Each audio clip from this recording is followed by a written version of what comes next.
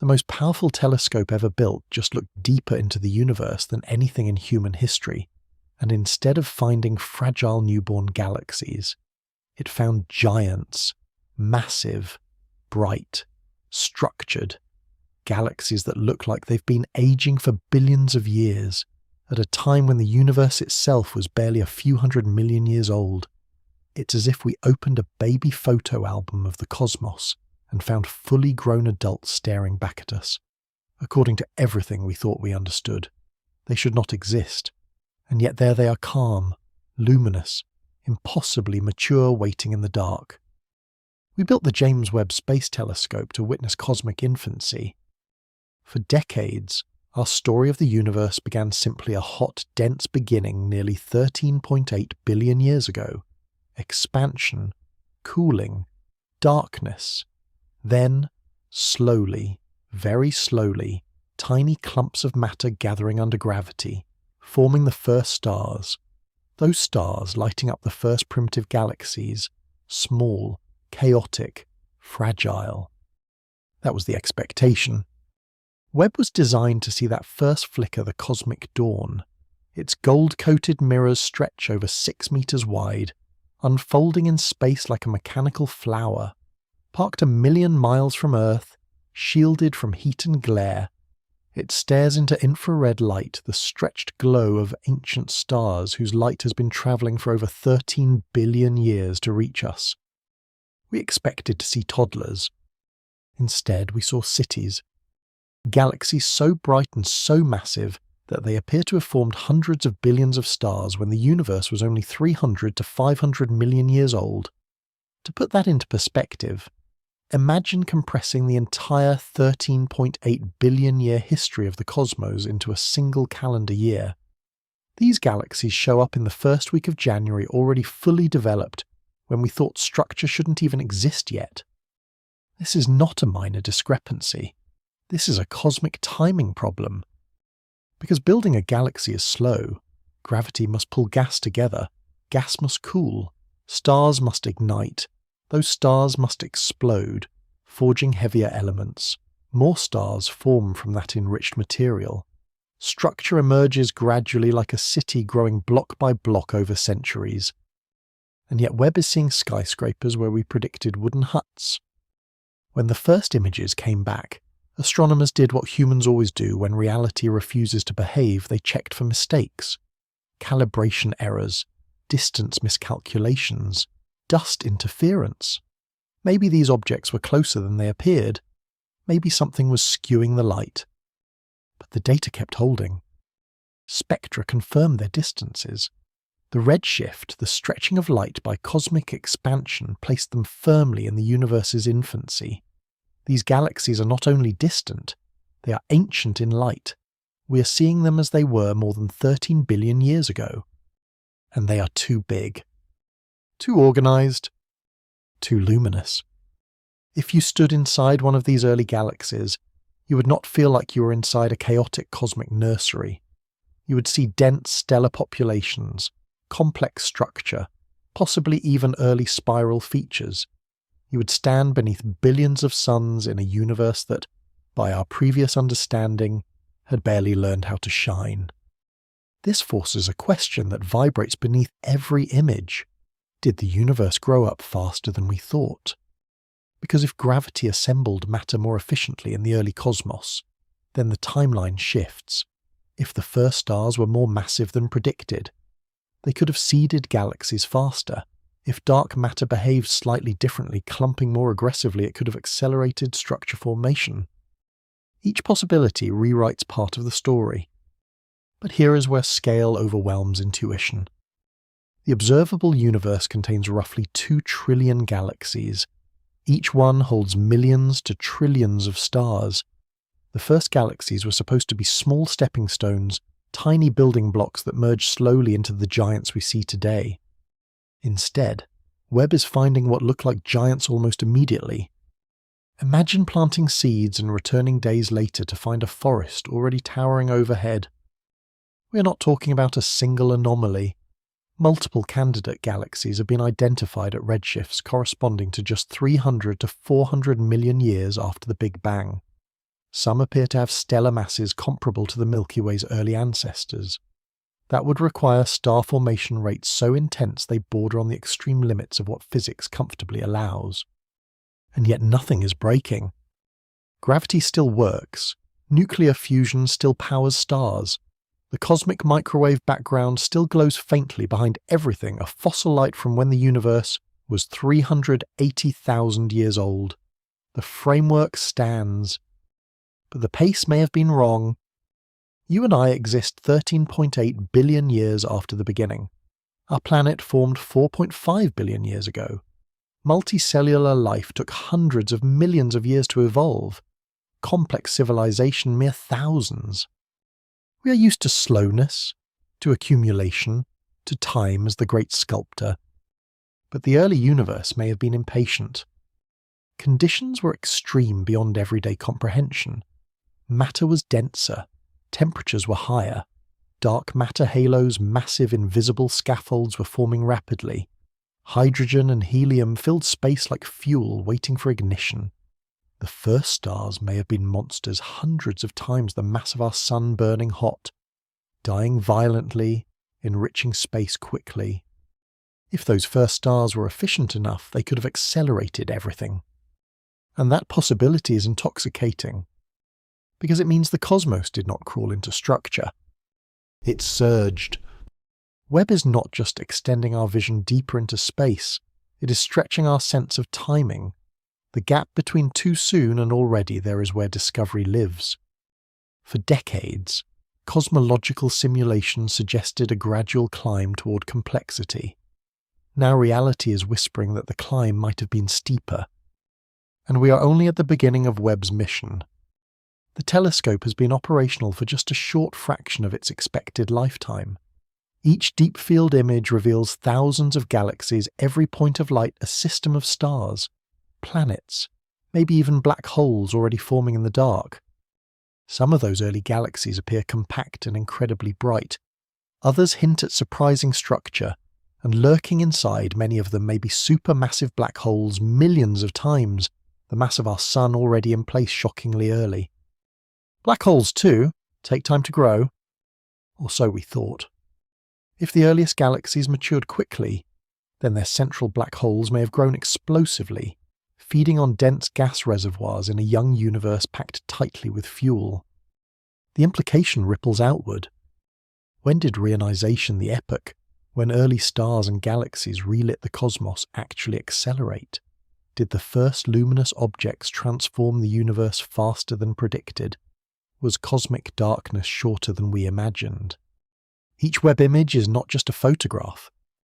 It is a timestamp. And some of those timestamps are arriving earlier than our model scheduled them. We are not witnessing physics collapse. We are witnessing physics under pressure. Because when reality outpaces expectation, it does not mean the universe is wrong. It means our story is incomplete and about to evolve. And somewhere, 13 billion years in the past, those ancient galaxies are still shining, unaware that a species on a small rocky planet would one day look back and realize they were older than they should have been. To understand how strange this is, we have to feel the clock. The universe begins in fire, an expanding ocean of energy so dense that atoms cannot exist. Within minutes, the first nuclei form hydrogen, helium, traces of lithium. Then everything stretches, cools, thins.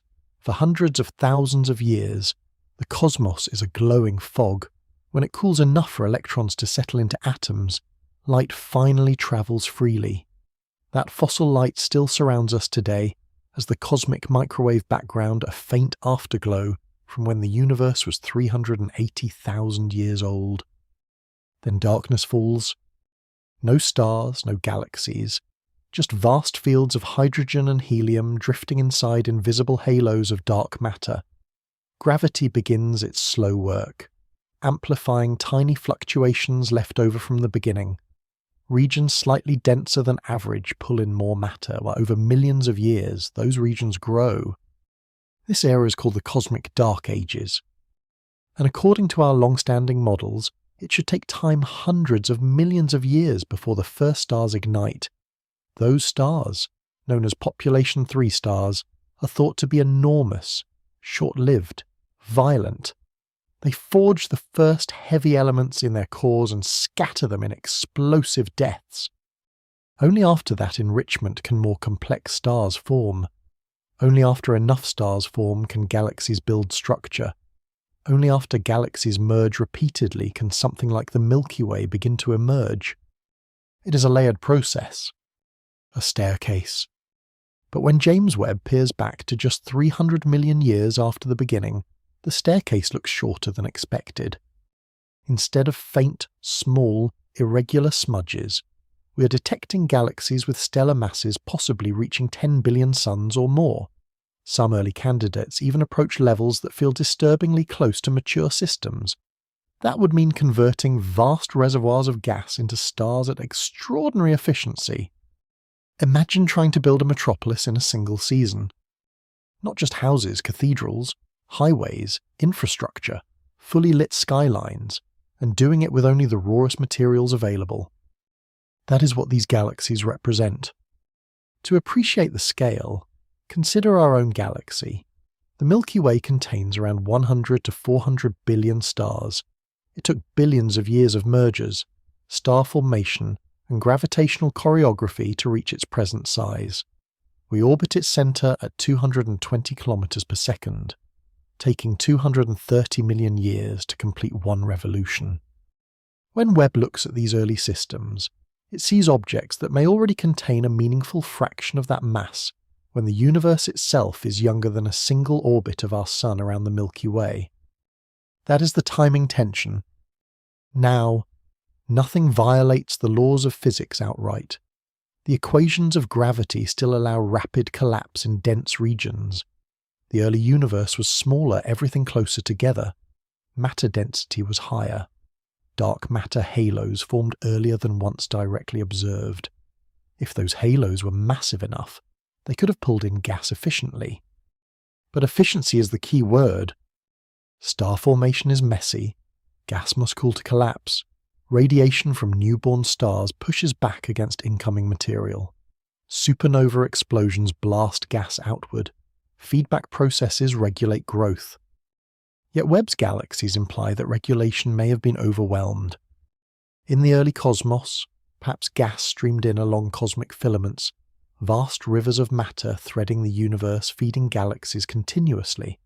Perhaps the first stars were so massive that their death seeded heavy elements rapidly, allowing second-generation stars to form in quick succession. Or perhaps our estimates of stellar mass from brightness need refinement. Infrared light from ancient galaxies is stretched dramatically by expansion, interpreting that light requires models, and those models, until now, were anchored to a universe where early galaxies were assumed to be small. Webb is forcing us to recalibrate. But here is where the human frame sharpens the awe. Every time you look at the night sky, you are seeing history.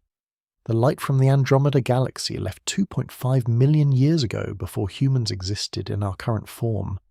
The light from these Webb galaxies left before Earth had oceans, before the Sun existed, before our planet was even dust in a molecular cloud.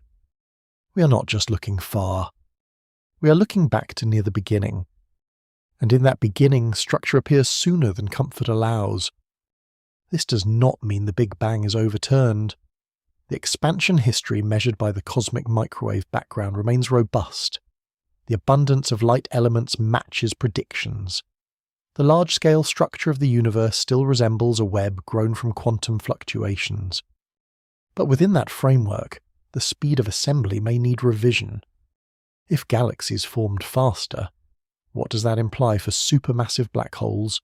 Webb has already identified quasars, extremely luminous objects powered by accreting black holes, existing less than 1 billion years after the beginning.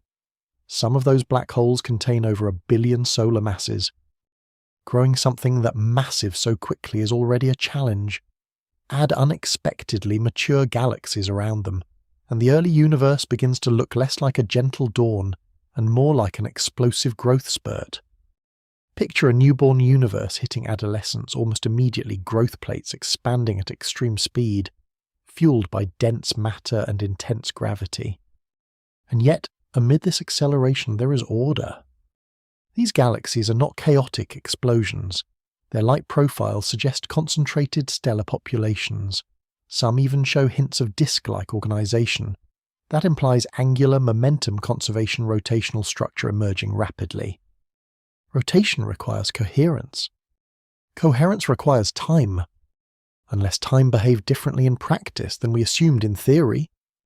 Webb's infrared instruments NIR-CAM, NIR-SPEC are dissecting this ancient light into spectra. Each spectral line tells a story: hydrogen emission, oxygen abundance, star formation rates. We are not guessing blindly, we are measuring. And the measurements keep suggesting that the early universe may have been startlingly productive. The phrase "too mature too soon" captures the tension, but it hides something deeper. Maturity is relative. We define too soon based on simulations, numerical universes grown inside supercomputers.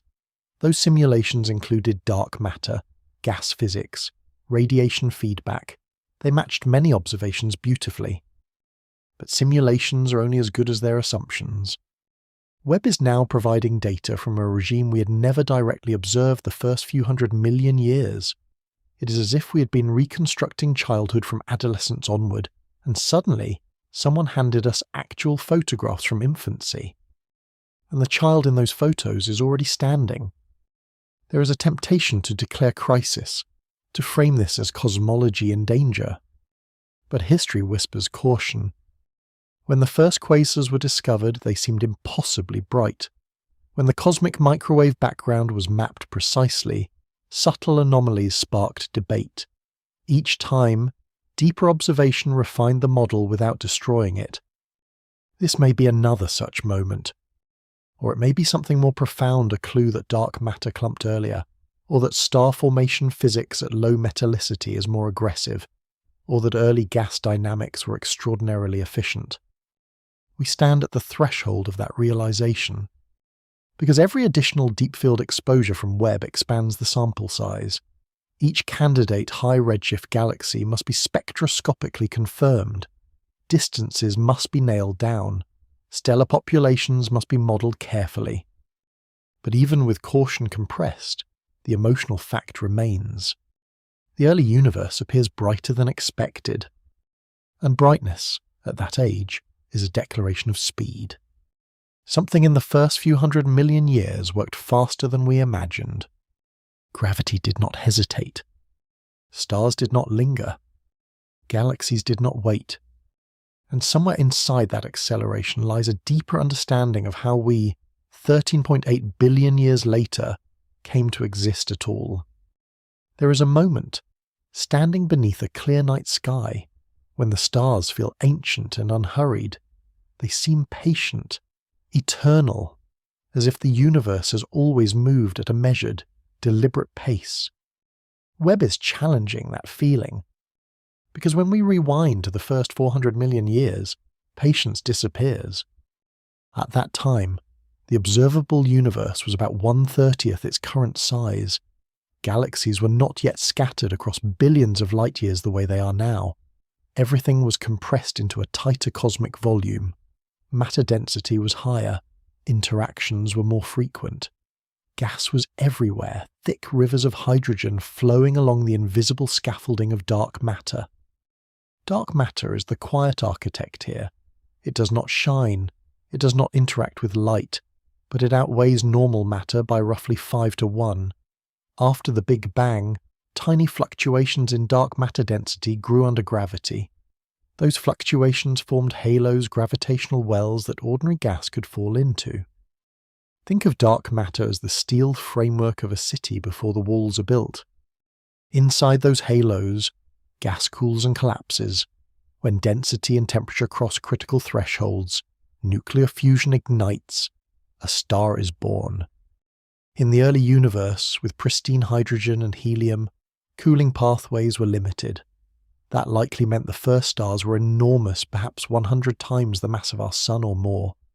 Massive stars burn hotter and brighter. They live fast and die young sometimes in just a few million years. When they die, they explode. Those explosions scatter heavier elements, carbon, oxygen, iron into surrounding space. Suddenly, gas clouds enriched with these elements can cool more efficiently. Smaller stars can form. Star formation accelerates. This is the chain reaction we expected. But Webb's observations suggest that the chain reaction may have ignited like a detonation. Some of these early galaxies appear to have been converting gas into stars at rates of tens or even hundreds of solar masses per year. For comparison, the Milky Way today forms roughly 1 to 2 solar masses per year. Our galaxy is calm, mature, steady. These ancient systems, if current measurements hold, were in overdrive. And here is where scale bends the mind. At 300 million years after the Big Bang, the universe was only about 2% of its current age, if you compressed cosmic history into a 70-year human lifespan. These galaxies are appearing before the first birthday, and yet they already look like they have lived through adolescence. How? One possibility is that dark matter halos formed earlier and grew more massive than we anticipated. If the initial density fluctuations were slightly more effective at clumping matter, then the first gravitational wells would have been deep enough to trap enormous quantities of gas quickly. Another possibility is that our assumptions about star formation efficiency were conservative. In the early universe, without heavy elements and dust to absorb radiation, the physics of gas cooling and fragmentation may have operated differently. Under extreme density and pressure, gas clouds could have collapsed rapidly into dense star clusters. There is also the role of mergers. Galaxies grow by collision. In the early cosmos, distances between halos were smaller. Collisions would have been more frequent. When two young galaxies merge, gas compresses violently, triggering bursts of star formation starbursts that can briefly outshine entire mature galaxies. Imagine multiple starbursts overlapping inside a compact region of space. Brightness skyrockets. Mass builds quickly.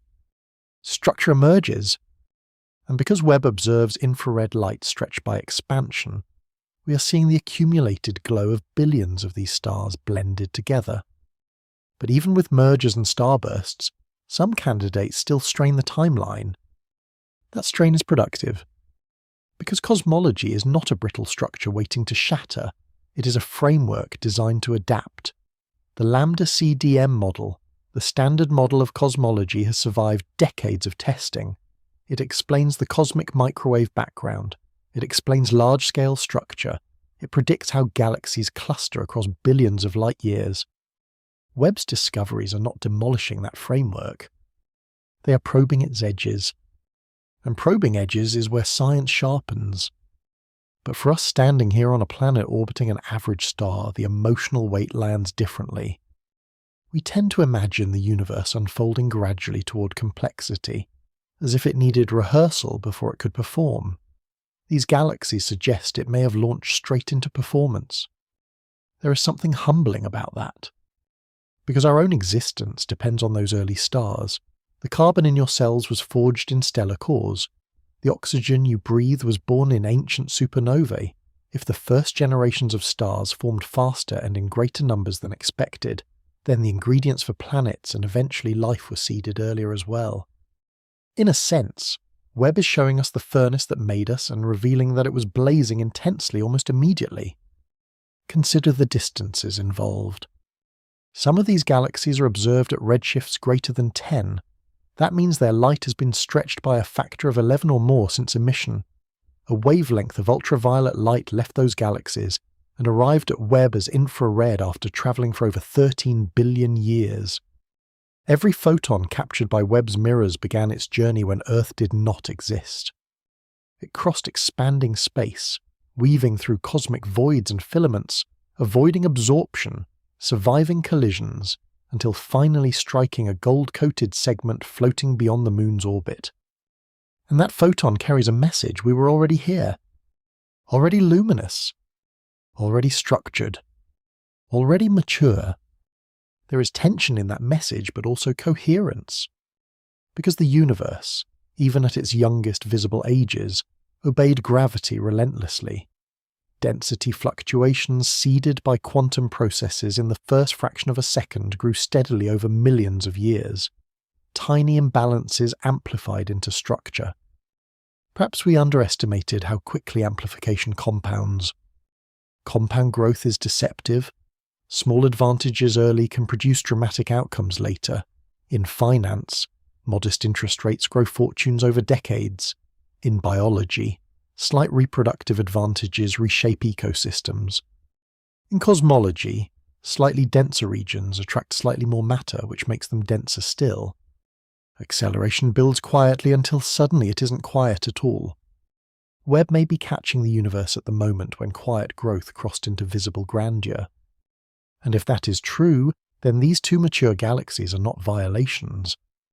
They are revelations of how efficiently gravity sculpts when conditions are extreme. We are watching emergence. We are watching order crystallize from near uniformity. We are watching the universe discover its own structure far faster than we imagined. And this is only the beginning of Webb's deep gaze. Because as exposure times increase, as spectroscopic confirmations accumulate, as simulations update to match observation, the picture will sharpen. Either these galaxies will settle into revised models of rapid early formation, or they will point towards subtler physics shaping the first billion years. Either way, the story expands. And somewhere in that expansion lies a profound inversion of our intuition. The early universe was not fragile. It was ferociously creative. If we could stand inside one of those early galaxies, really stand there, 13.4 billion years ago we would not see a primitive sketch of the cosmos. We would see light. Not scattered sparks in a void, but dense constellations blazing across compact space. The sky would feel crowded. Stars would be forming in furious clusters, blue-white and enormous, pouring ultraviolet radiation into gas-rich surroundings. Nebulae would glow intensely. Supernovae would detonate frequently enough to feel almost routine. It would not feel like the beginning of something fragile. It would feel like ignition. And that feeling is what unsettles us. Because our long-held picture of the early universe was gentler, small halos merging patiently, dim proto-galaxies flickering into existence one by one. The first billion years were supposed to be a slow climb toward complexity. But Webb's deep field images are showing concentrated brightness at redshifts where brightness should have been rare. Brightness means stars. Stars mean mass. Mass means time, unless time worked differently under those conditions. To understand the tension, we need to zoom out to the largest scales imaginable. On scales of hundreds of millions of light years, the universe resembles a cosmic web. Filaments of dark matter and galaxies thread through vast voids. This structure emerged from minute density variations in the early universe differences so small they were measured in 1 part in 100,000. Those tiny variations, imprinted when the universe was less than a second old, became the blueprint for everything. Over hundreds of millions of years, gravity amplified them. But amplification is not linear. It compounds. Dense regions grow denser faster, in a universe that was smaller and denser overall. That compounding effect may have accelerated more aggressively than our early simulations captured. Webb's discoveries suggest that some regions crossed critical thresholds earlier than expected. And when thresholds are crossed, behavior changes. Gas that cannot cool efficiently suddenly can. Star formation that is sporadic becomes sustained. Small halos merge into larger systems, deepening gravitational wells and pulling in even more material. Imagine water behind a dam. As pressure builds, the structure holds until one moment when it spills over. Once flow begins, it accelerates. The early universe may have experienced similar tipping points. There is also the question of black holes' silent engines that may have amplified this process.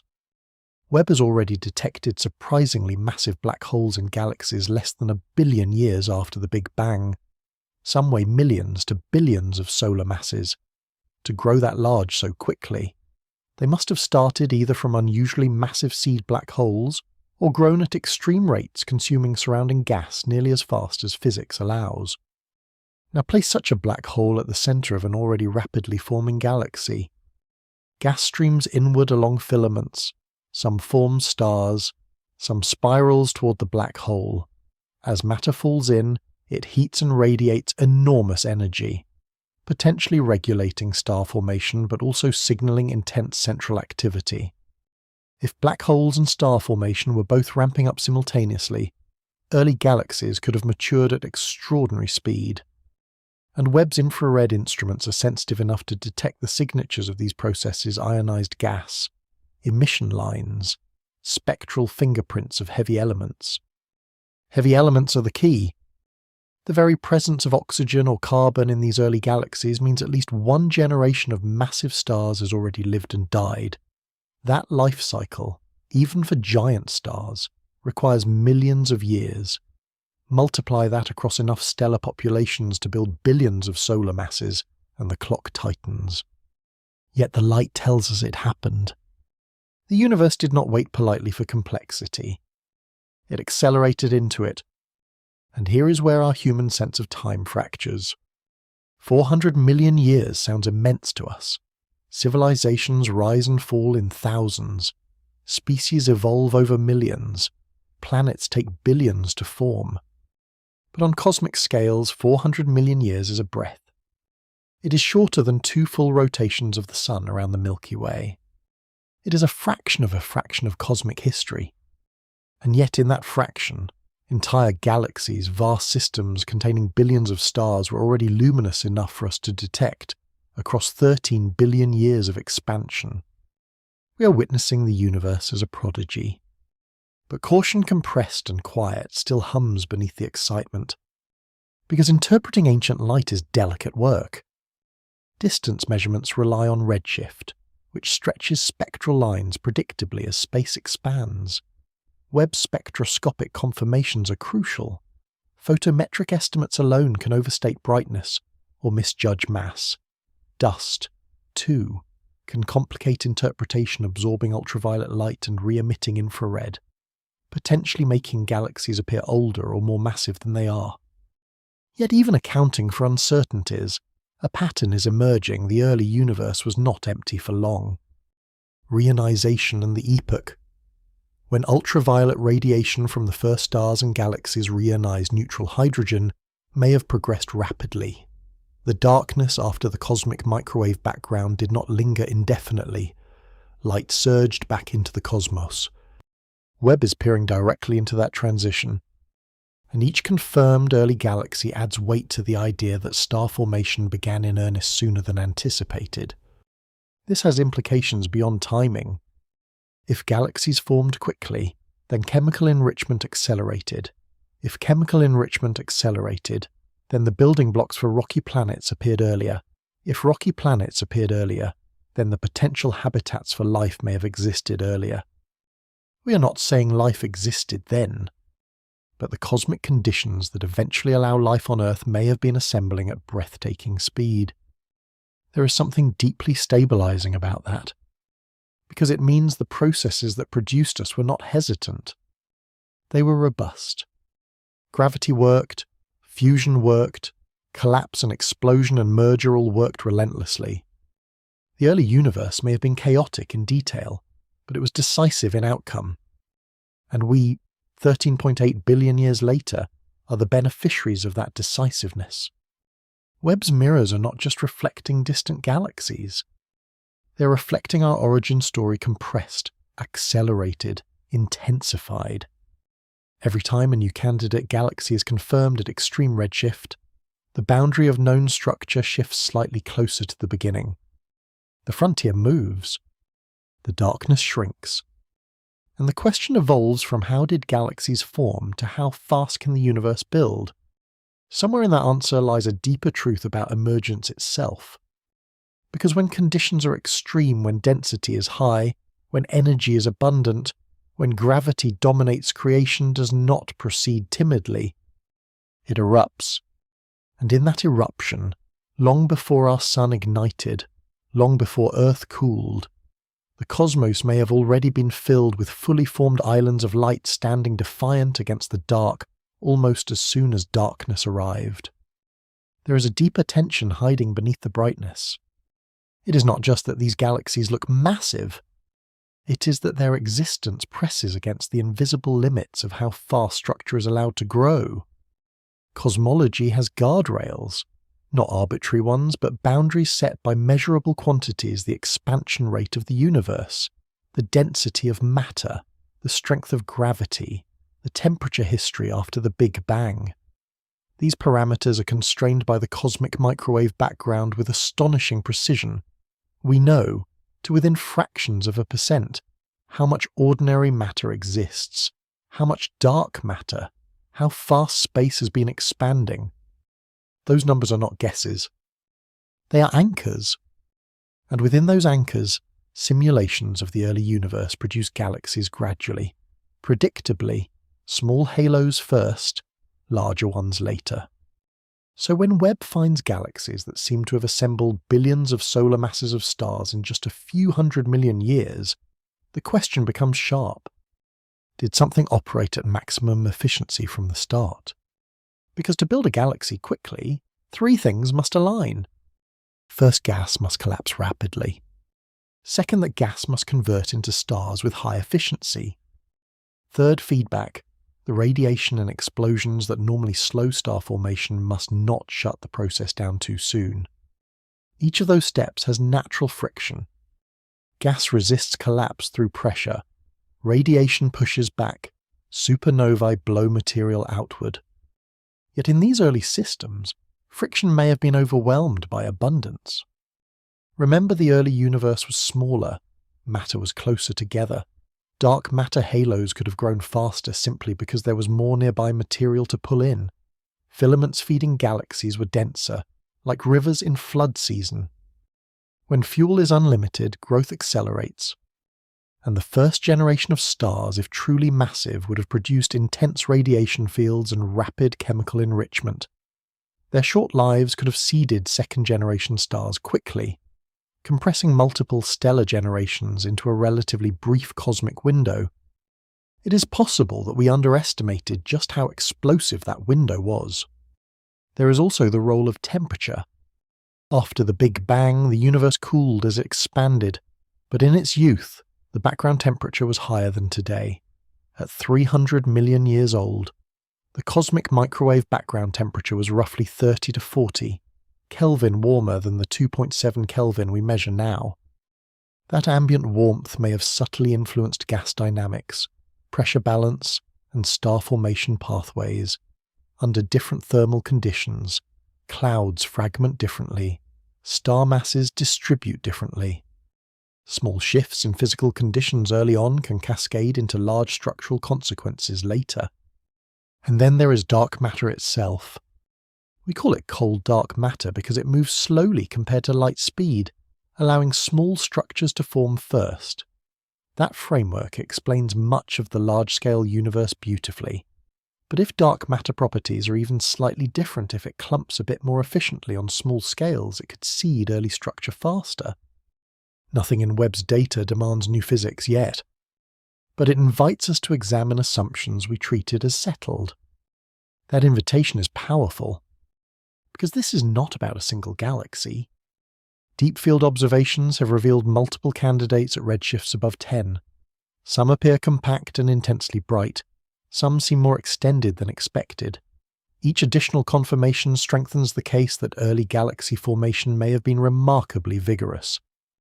And we have to confront what that means emotionally. For decades, we imagined the early universe as sparse and hesitant, like a dim room gradually filling with furniture. Now we're glimpsing the possibility that furniture was assembled almost immediately after the lights came on. The psychological shift is subtle but profound. The cosmos did not inch toward complexity. It lunged. And here is where the human thread tightens. Every atom of calcium in your bones was forged in a star. Every iron atom in your blood was born in a supernova. If stars formed earlier and more rapidly than expected, then the universe began manufacturing the raw materials of life almost as soon as it could.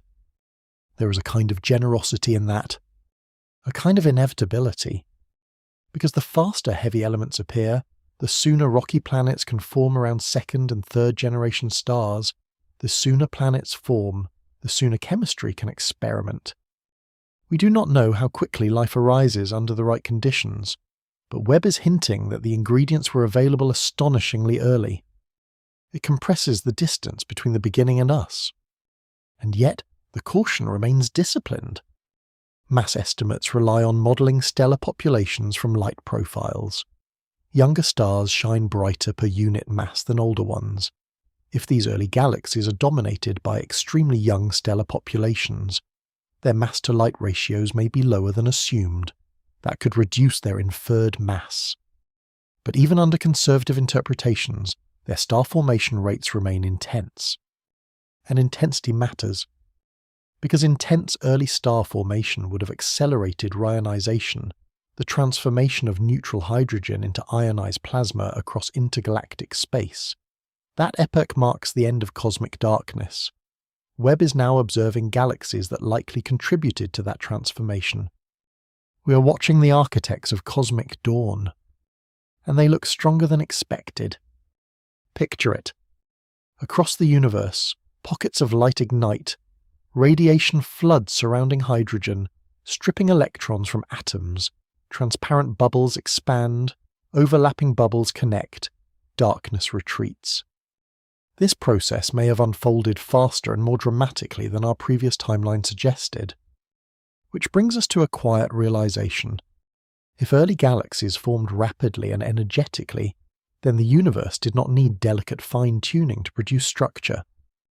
It needed gravity, gas, and time, just not as much time as we thought. There is something steadying about that. The laws of physics did not struggle to build complexity. They accelerated into it under extreme conditions. Webb is not revealing a universe in crisis.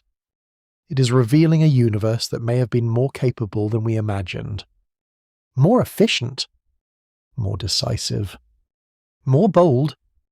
And we are only beginning to measure the extent of that boldness.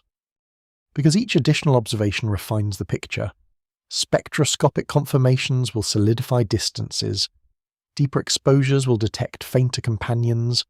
Simulations will adjust parameters and test new formation scenarios. The story is still unfolding, but already one truth stands luminous. When the universe was barely out of infancy, it was already constructing galaxies that look startlingly grown. And somewhere inside that rapid construction lies the origin of everything we would eventually become.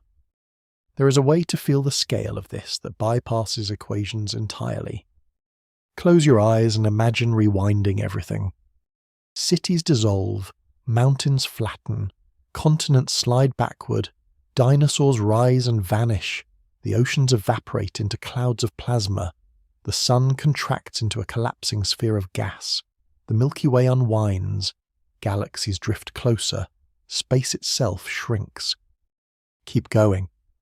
Stars extinguish in reverse, heavy elements unfuse, supernovae implode into pristine hydrogen and helium, black holes disgorge their accretion disks, structure thins, light dims.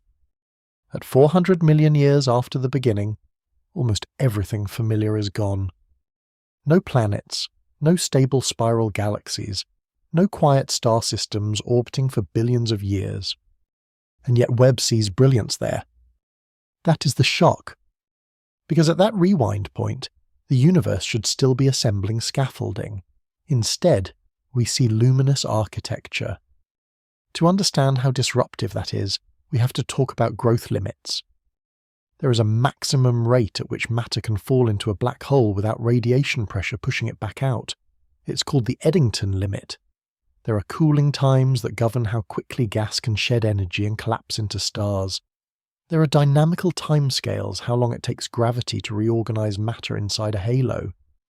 These are not arbitrary constraints. They are embedded in physics. And when we look at galaxies only a few 100 million years old that seem to have already assembled vast stellar populations, we are brushing against those constraints. not breaking them. But leaning on them, it suggests that early galaxies may have operated consistently near their physical maximums. Imagine an engine redlining from the moment it starts. The early universe may have been in permanent redline. High gas densities, high merger rates, intense radiation fields, rapid chemical enrichment, strong inflows along cosmic filaments, everything feeding everything else in a compressed cosmic volume. The result: explosive efficiency. And that efficiency reshapes how we visualize the timeline of structure formation. For years, we described the early universe as hierarchical small objects first, gradually merging into larger ones. That picture still holds, but Webb's discoveries imply that the hierarchy may have climbed faster than predicted. Small halos merged rapidly into medium halos into substantial ones. Gas accumulated in central regions, triggering compact starbursts. Some of the early galaxies Webb sees appear surprisingly compact, dense knots of stars squeezed into regions much smaller than today's large spirals. Density matters. When mass is packed tightly, gravitational timescales shorten, processes accelerate. Compactness is speed. There is also an intriguing possibility involving direct collapse black holes, massive black hole seeds formed not from dying stars, but from entire gas clouds collapsing directly under specific conditions. If such seeds formed early, they could have grown rapidly and influenced surrounding star formation, acting as gravitational anchors for fast assembly. We are not certain how common such events were, but Webb is finally giving us the observational leverage to test those ideas. And this is where the frontier becomes tangible. For decades, cosmologists simulated early galaxy formation using supercomputers. They input initial conditions from the cosmic microwave background, allowed gravity and gas physics to run forward, and watched virtual universes evolve. Those simulations matched much of what we observe at later times beautifully. But the earliest epoch beyond redshift 10 was largely unconstrained by direct observation. Now, for the first time, we have real data from that era, and reality is nudging the simulations, not overthrowing them, nudging them toward higher efficiency, earlier collapse, denser assembly. There is something thrilling about that correction, because it reminds us that the universe is not obligated to follow our expectations. It only follows its laws, and those laws, under extreme initial conditions, may produce complexity at breathtaking speed. From our vantage point, 13.8 billion years later, everything feels slow. Geological processes crawl, evolution meanders, civilizations flicker briefly against deep time. But in the first few 100 million years, the universe may have been in a growth spurt unparalleled in its history. Stars forming at rates dozens of times faster than in our galaxy today. Black holes feeding voraciously. Galaxies colliding frequently. Radiation transforming the intergalactic medium. It was not calm. It was catalytic. And here is where the emotional arc bends toward us again. We tend to think of ourselves as late arrivals, cosmic afterthoughts, in a universe that had to take billions of years to prepare the stage. But if structure emerged quickly, if heavy elements spread early, if galaxies matured fast, then the stage was built with astonishing urgency. The conditions that would eventually allow a small rocky planet to orbit a stable star were not the product of leisurely cosmic evolution. They were born in an era of acceleration. We are downstream of that acceleration. The iron in your bloodstream traces back to early stellar furnaces. The silicon in your bones began in collapsing clouds long before the Milky Way settled into its spiral arms. Webb's ancient galaxies are not distant curiosities. They are ancestral. They represent some of the first large-scale attempts by the universe to organize matter into luminous systems. And those attempts succeeded earlier than we anticipated. Of course, the story is still being refined. Some early galaxy candidates have been revised downward in mass after more detailed spectroscopic analysis. Photometric redshift estimates can overestimate distances. Confirmation takes time, Careful modelling adjusts initial exuberance. But even with refinement, the signal remains clear. The early universe was busy. Busy enough that we are now revising our sense of when mature truly begins. And that revision does not diminish the cosmos. It amplifies it. Because a universe that can build galaxies within a few 100 million years of its own birth is not fragile. It is potent. Gravity did not hesitate. Gas did not linger. Dark matter did not idle. Everything converged towards structure almost immediately. And as Webb continues to stare deeper, longer exposures, wider surveys, we will map this accelerated dawn in greater detail. Each new galaxy will either reinforce the pattern or sharpen the mystery. Either way, the timeline will solidify. And we will stand here, on a planet that did not yet exist when those photons began their journey, realizing that the universe may have grown up faster than we ever imagined. There is a dangerous word in all of this. Mature. It sounds biological, human, as if galaxies have childhoods and middle age, as if the universe follows developmental milestones like we do. But what we really mean by too mature is structural complexity appearing ahead of schedule.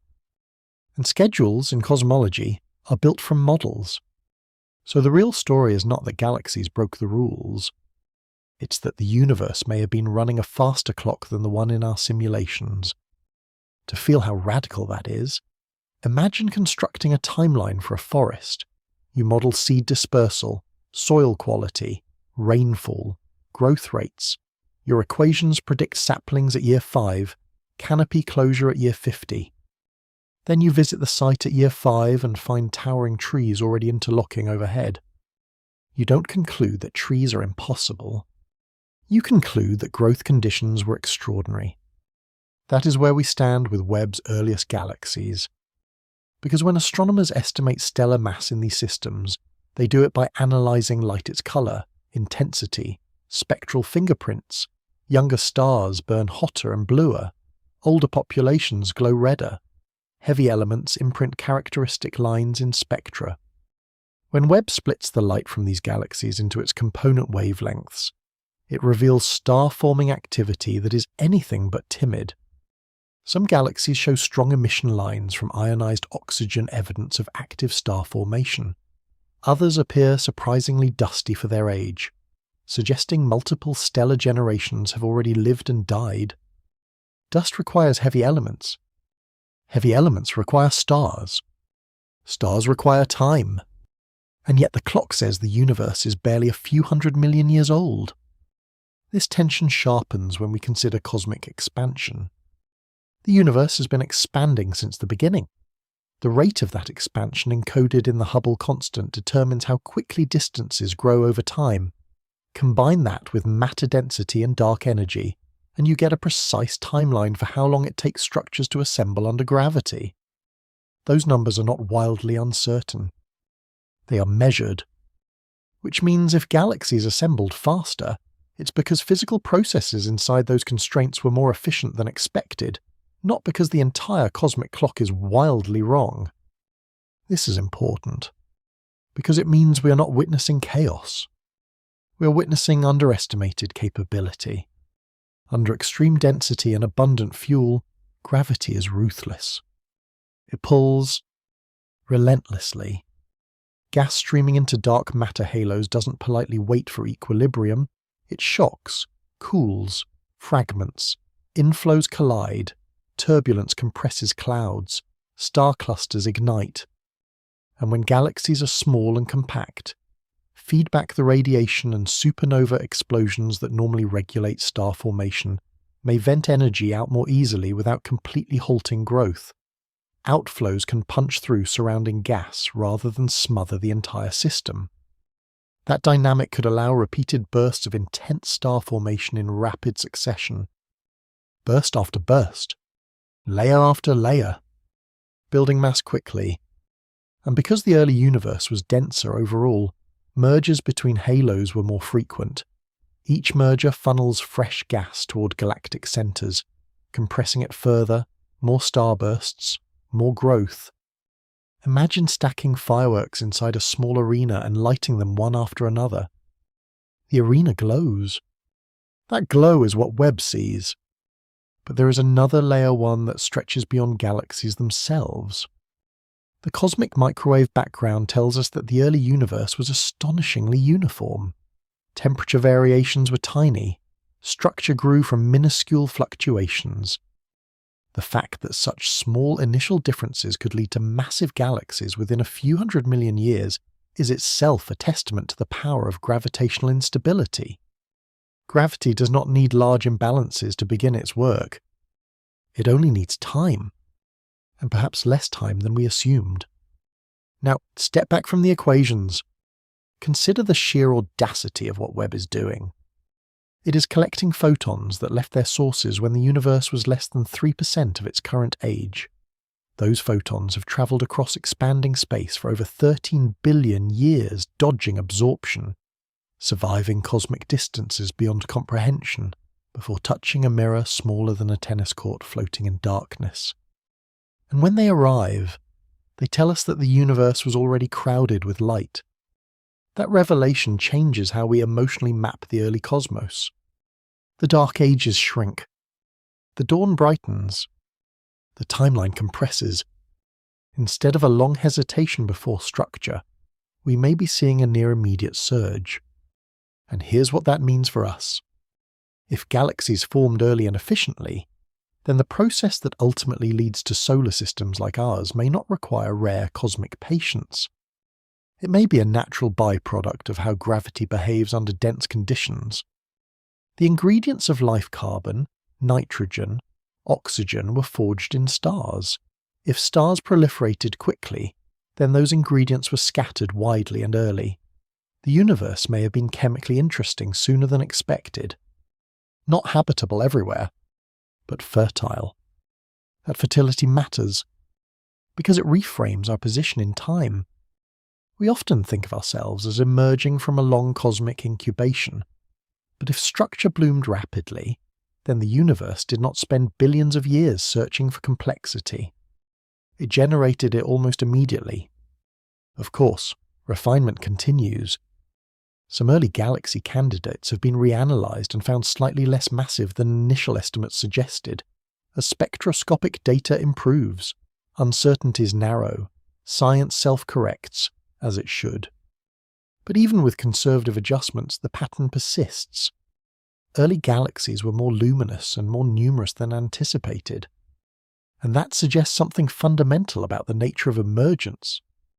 When energy is high and matter is dense, complexity can arise quickly. We see this in star formation, in galaxy assembly, in cosmic web evolution. Under extreme initial conditions, growth compounds rapidly. And that compounding is what Webb has illuminated. We are not witnessing a universe that struggled into structure. We are witnessing one that accelerated into it. And as more deep field surveys push further back toward redshifts of 15, maybe even 20, we may find the true edge of luminous structure creeping closer to the beginning itself. There will be a boundary somewhere, a moment before which no galaxies shine. Webb is inching toward that frontier, and each step reveals that the darkness was shorter than we imagined. The universe did not linger in silence. It erupted into light. There is a horizon we have never seen. Not the edge of space, there is no edge in that sense, but the edge of structure. A moment so early that no stars had yet ignited, no galaxies had yet assembled, only darkness, hydrogen, helium, and the invisible pull of dark matter shaping the future in silence. For decades, that horizon sat comfortably far away in our models, hundreds of millions of years after the beginning, a long, quiet prelude before the first great act. Webb is moving that horizon closer. Every time it confirms a galaxy at higher redshift, further back in time it pushes luminous structure nearer to the Big Bang. Redshift 10, redshift 12, candidates even beyond that. Each number represents light emitted when the universe was younger, denser, more compressed. And each time we think we're nearing the threshold of first light, we find brightness already waiting. This is not just about speed, It is about inevitability. Because the early universe was not random chaos. It carried imprinted fluctuations from its first fractions of a second tiny density ripples that seeded everything to come. Those ripples were measured precisely by satellites mapping the cosmic microwave background. They are small, but gravity is patient with small advantages. A region just slightly denser than average pulls in matter slightly faster.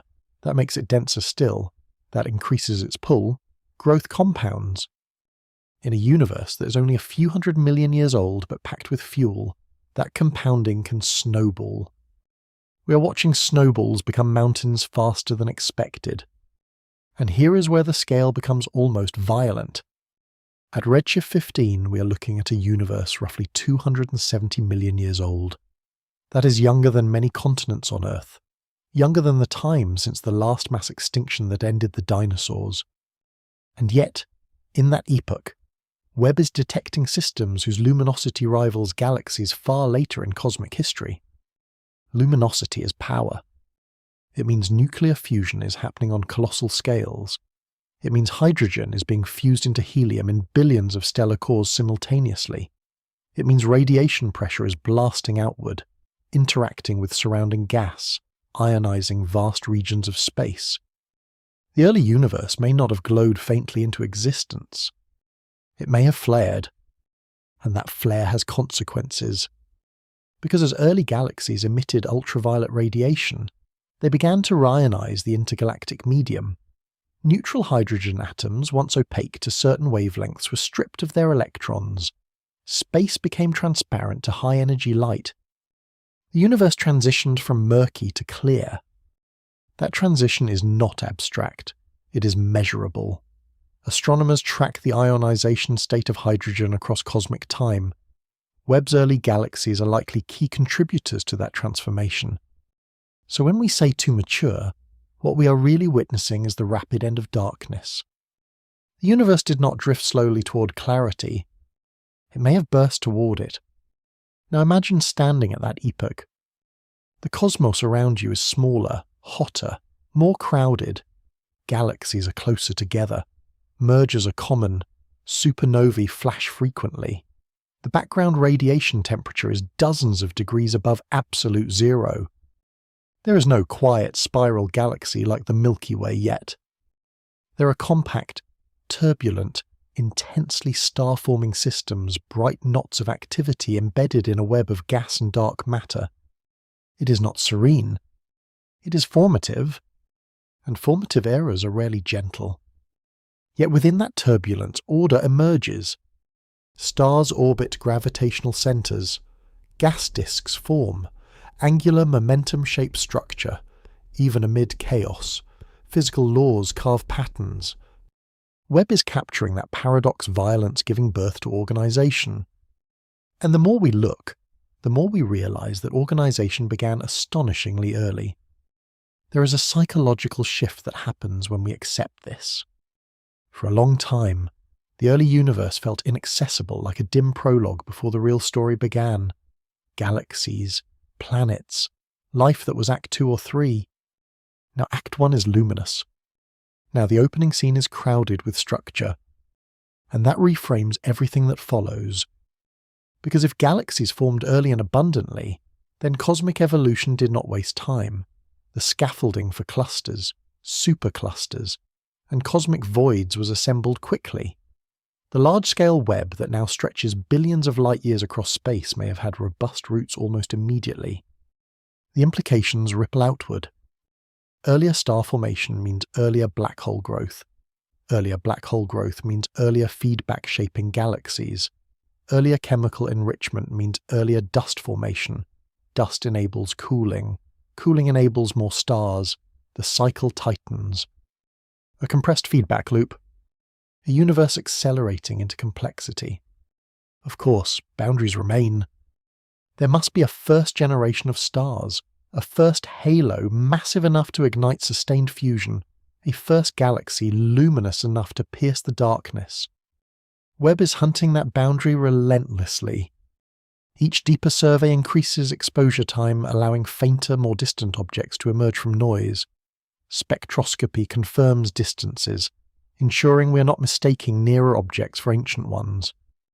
The frontier is narrowing, and what is striking is not just how far back we can see, but how much is already there.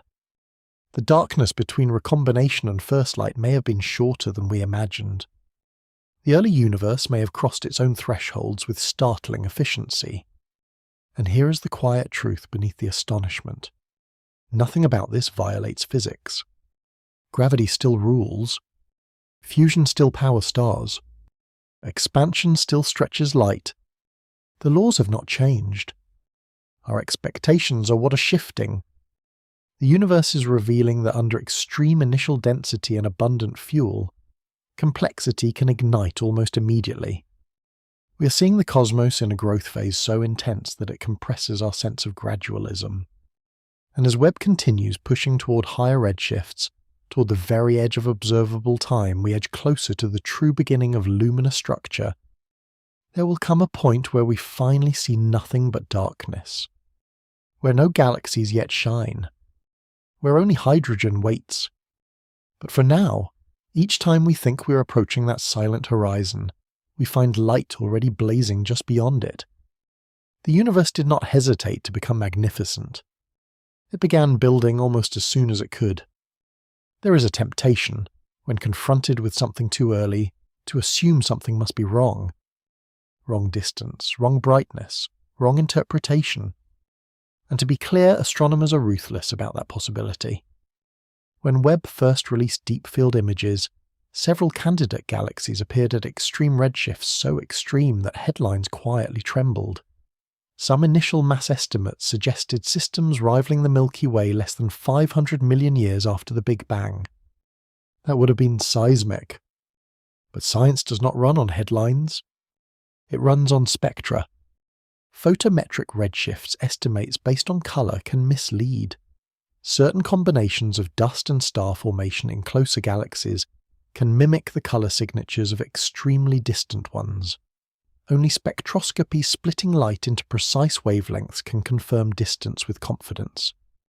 And as spectroscopic data rolled in, some candidates shifted slightly closer, some mass estimates softened, some brightness interpretations were recalibrated.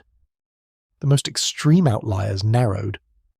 But here is the crucial part. Even after correction, the early universe still appears more luminous and more populated than our conservative models predicted. The tension did not vanish. It refined. And refinement is more powerful than spectacle. Because what remains after scrutiny is robust.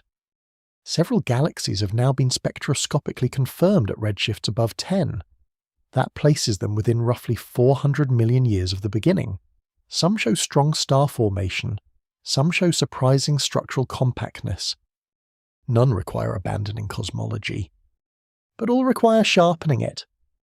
To appreciate what that means, we need to feel the fragility of measurement across 13 billion years. The photons Webb collects have been stretched dramatically. A wavelength emitted in ultraviolet, say 0.1 microns, arrives at over 1 micron after cosmic expansion multiplies it by a factor of 10 or more. Webb's instruments are designed precisely for this regime. Its mirrors are cold, its detectors are sensitive to faint infrared light.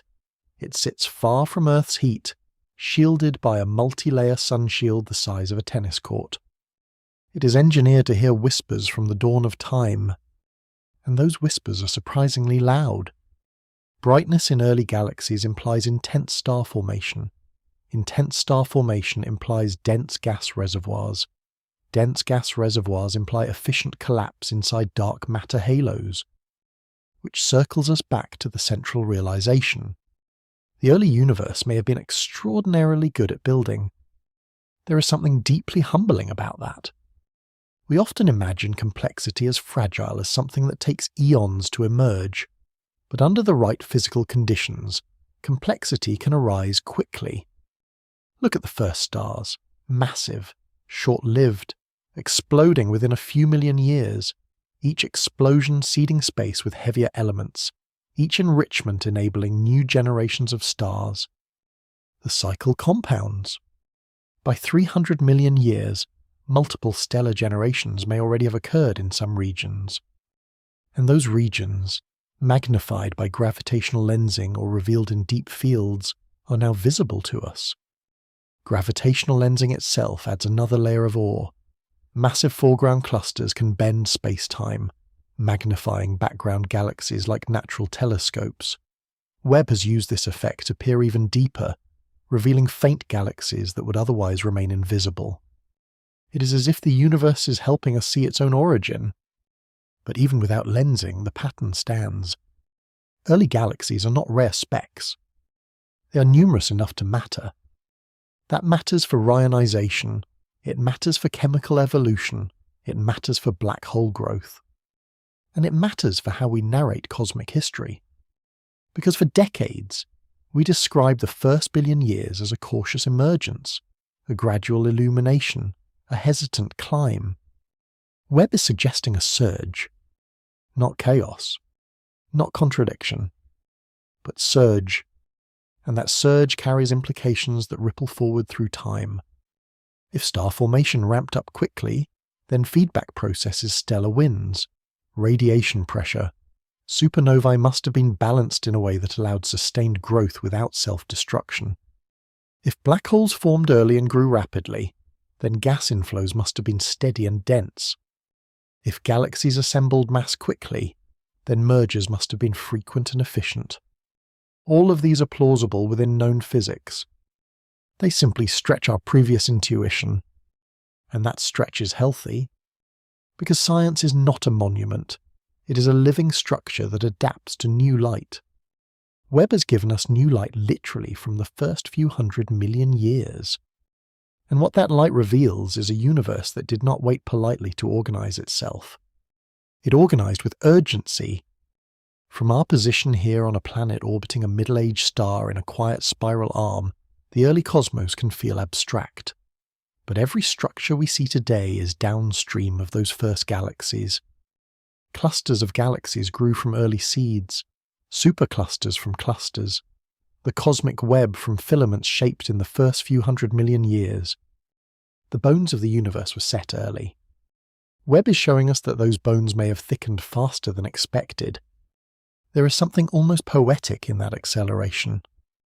The universe began hot, dense, nearly uniform. And within a cosmic blink, it had already assembled luminous islands containing billions of stars. We are not looking at tentative flickers. We are looking at confident light. And as more data pours in deeper surveys, refined spectra, improved simulations, the story will sharpen further. Perhaps we'll find that our original estimates of stellar mass were slightly high, but star formation rates were even more intense. Perhaps we will discover that dark matter halos at early times grew through mechanisms more efficient than anticipated. Perhaps we will uncover subtle environmental factors that boosted early collapse. Each possibility enriches the narrative without breaking it. Because at its core, this is not a story about crisis. It is a story about capability. The early universe was capable of astonishing productivity, capable of compressing growth, capable of building galaxies that look startlingly mature almost immediately, and that capability reshapes how we see the dawn. It was not dim. It was decisive. There is a moment in every origin story when chaos tips into structure. Water vapor cools into rain, molten rock hardens into crust, a collapsing cloud of gas ignites into a star. For the universe, that tipping point was not a single event, it was a cascade. And Webb is revealing that the cascade may have accelerated almost immediately. To feel how profound that is, we need to step into the raw conditions of the early cosmos.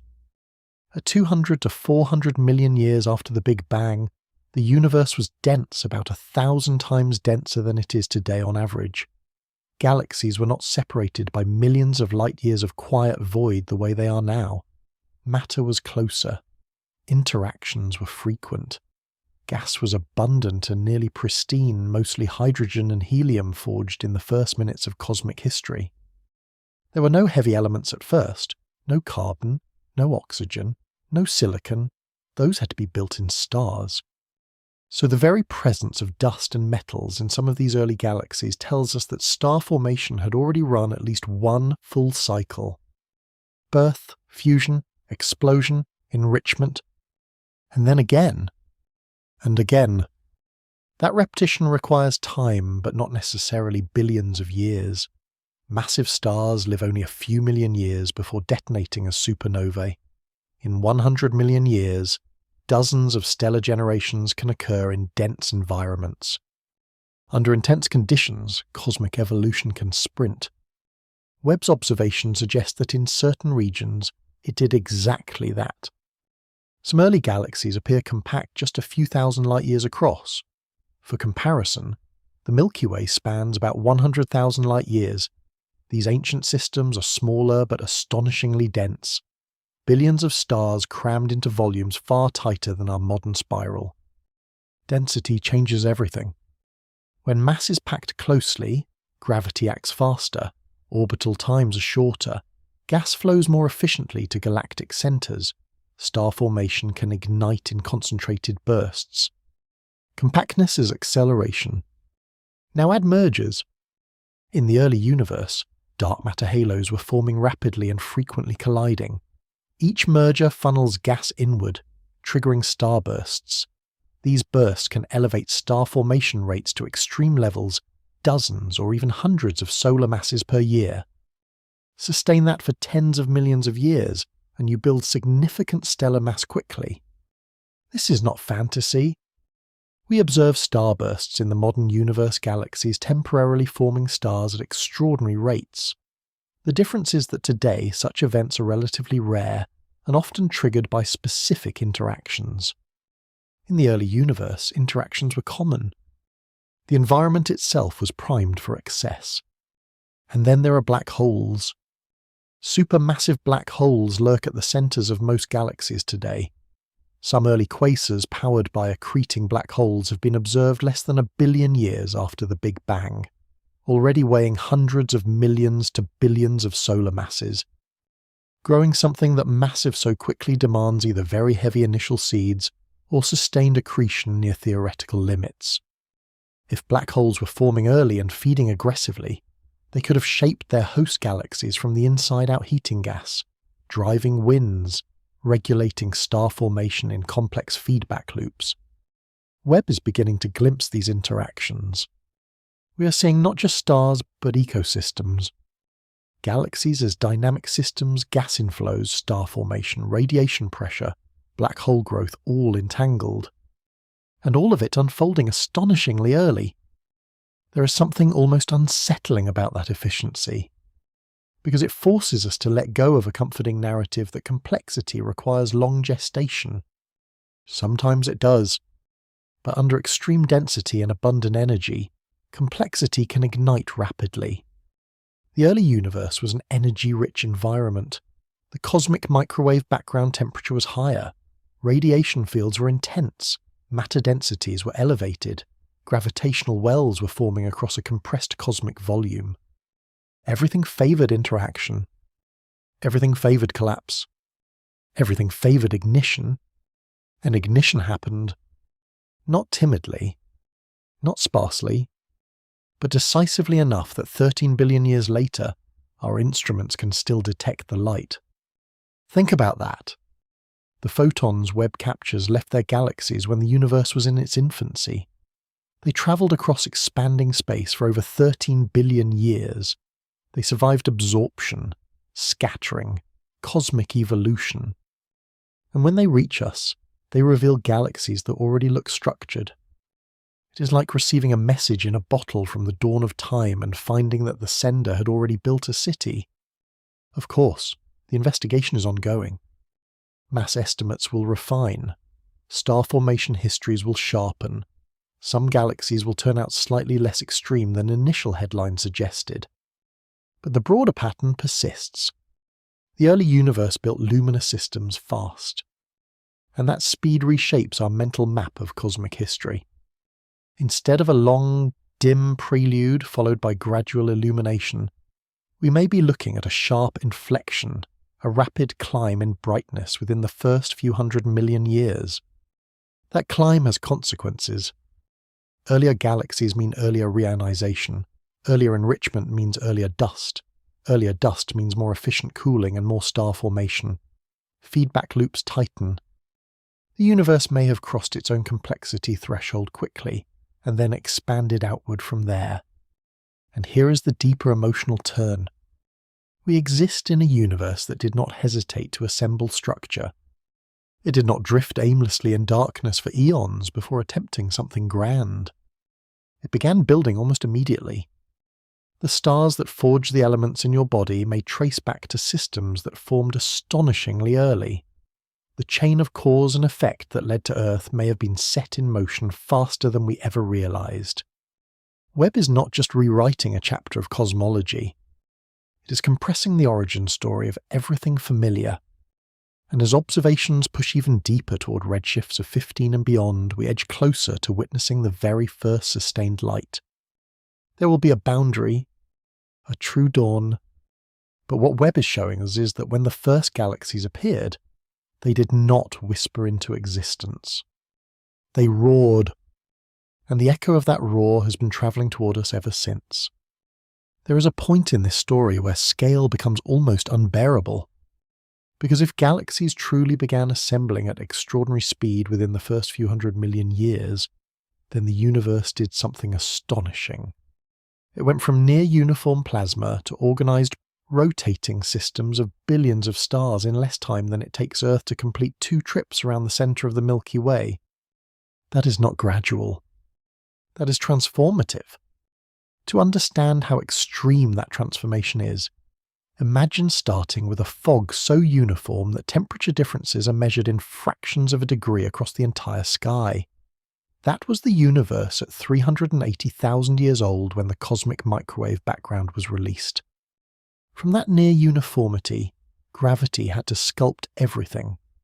All galaxies, all clusters, all stars, all planets, every atom heavier than helium, and by 300 to 400 million years, some regions had already produced systems luminous enough for us to detect across 13 billion years of expansion.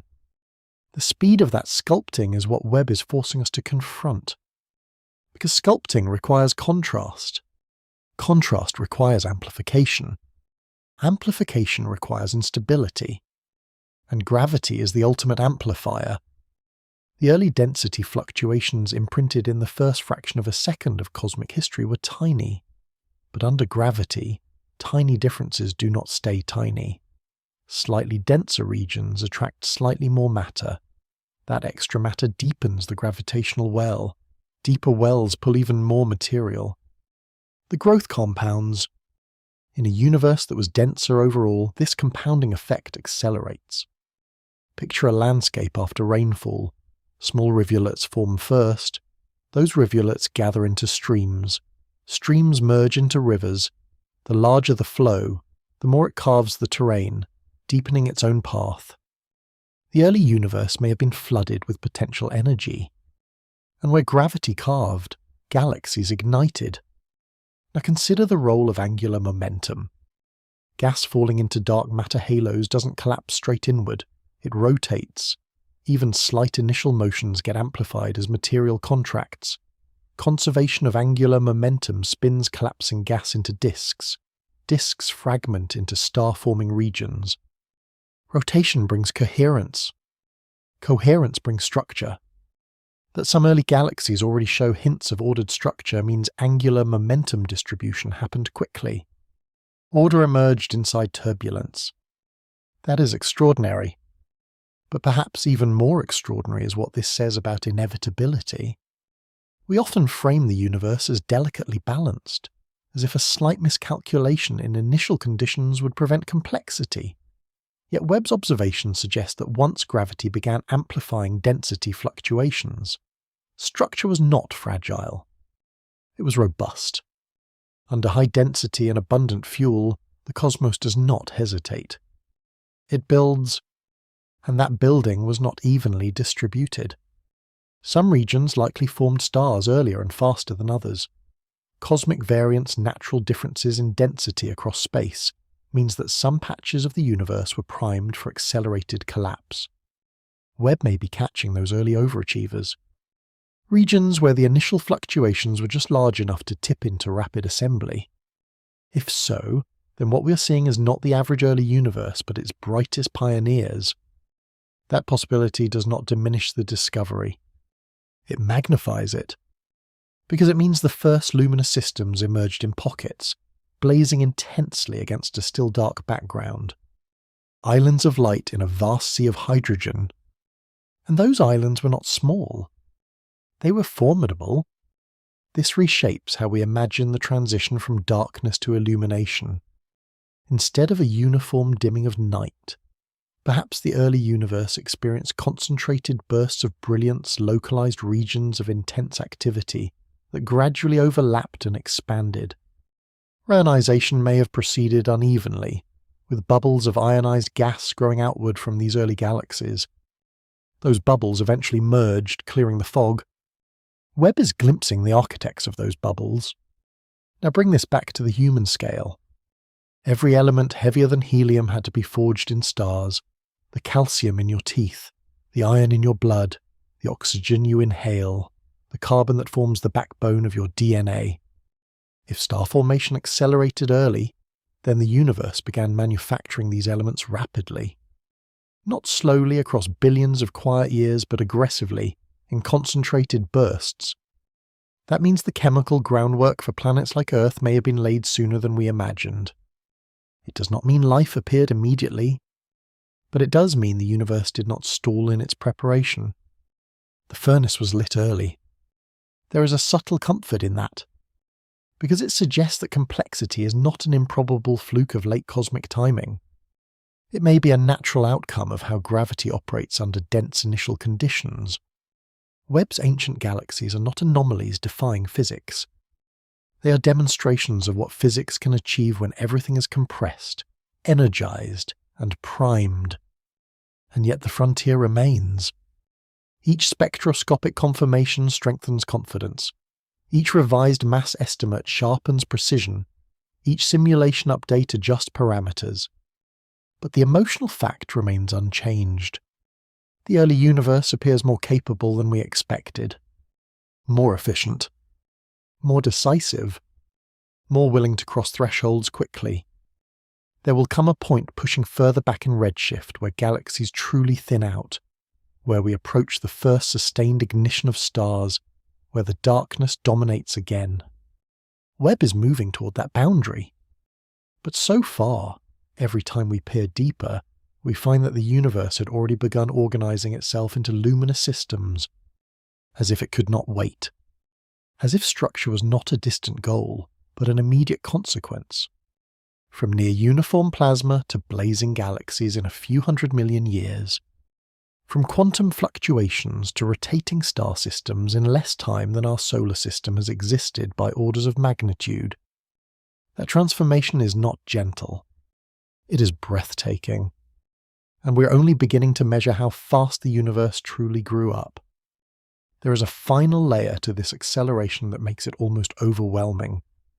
It is not just that galaxies formed early. It is that once they formed, they began shaping everything around them. The early universe was not passive, it was reactive. When the first intense star-forming galaxies ignited, they flooded their surroundings with ultraviolet radiation.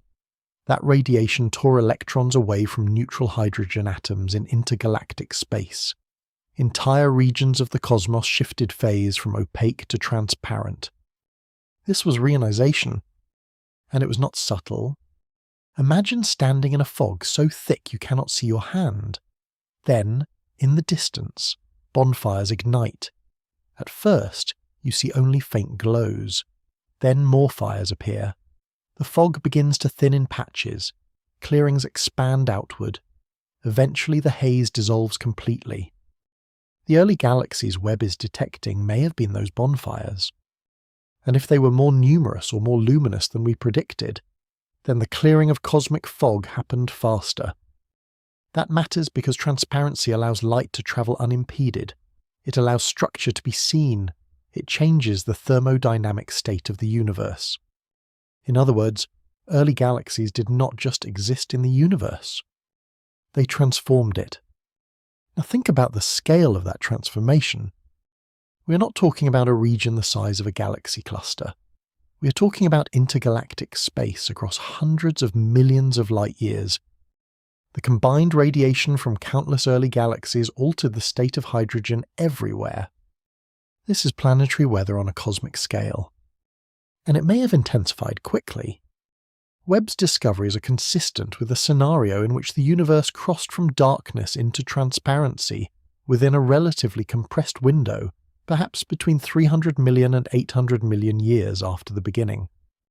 That is rapid, cosmically speaking, which means the first galaxies were not rare flickers.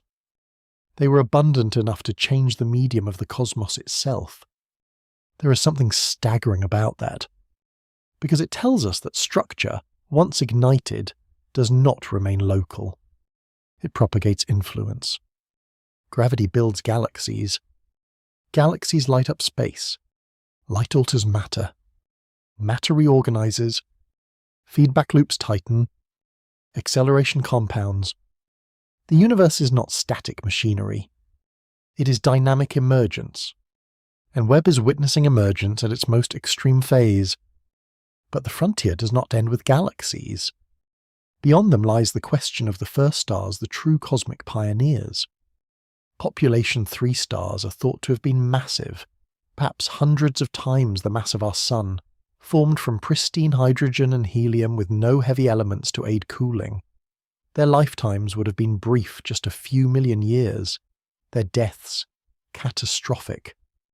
We have not yet directly observed one of these first stars, but the galaxies Webb sees must contain their descendants, which means somewhere within those luminous systems, the fingerprints of the very first stellar generation are embedded. Heavy elements detected in early galaxies imply prior nucleosynthesis, which implies that by the time we see these galaxies at redshift 10 or higher, stellar evolution had already begun in earnest. The first cycle of birth and death had already passed, and perhaps more than once. That compresses the timeline even further, because it means that within the first few 100 million years, the universe went from no stars at all to multi-generational stellar populations in organized galaxies, from simplicity to layered complexity in a blink of cosmic time. And here is where the emotional arc resolves into something almost profound. We often describe ourselves as latecomers to an ancient universe, as fragile observers standing at the tail end of a long evolutionary chain, but Webb's revelation suggests something slightly different. The universe did not take eons to begin structuring itself. It surged into structure, which means that complexity is not a late accident. It may be an early inevitability. The same gravity that pulled gas into those first halos is the gravity that holds you to Earth. The same nuclear fusion that powered those early stars powers our Sun today. The same physical constants that governed collapse then govern every atom in your body now. The laws did not change. They simply operated under different initial intensities. And under those intensities, they built quickly. We are downstream of that speed. Every galaxy cluster in today's universe traces back to seeds planted in that early epoch. Every spiral arm, every stellar nursery, every planet orbiting a distant star carries the inheritance of that accelerated dawn. Webb is not uncovering a universe in crisis. It is revealing a universe that was capable of rapid self-organization from almost the very beginning. And as the telescope continues its mission collecting deeper fields, refining spectra, mapping chemical abundances, we will move ever closer to the true boundary of first light. There will be a point where galaxies finally thin to nothing, where only the faint glow of the cosmic microwave background remains. But we have not reached it yet. Instead, we keep finding evidence that the early universe was luminous, active, and startlingly efficient. It built islands of light in the darkness almost as soon as the darkness appeared. And those islands did not just shine. They changed everything. The fog lifted. The web thickened. The cosmos accelerated toward complexity.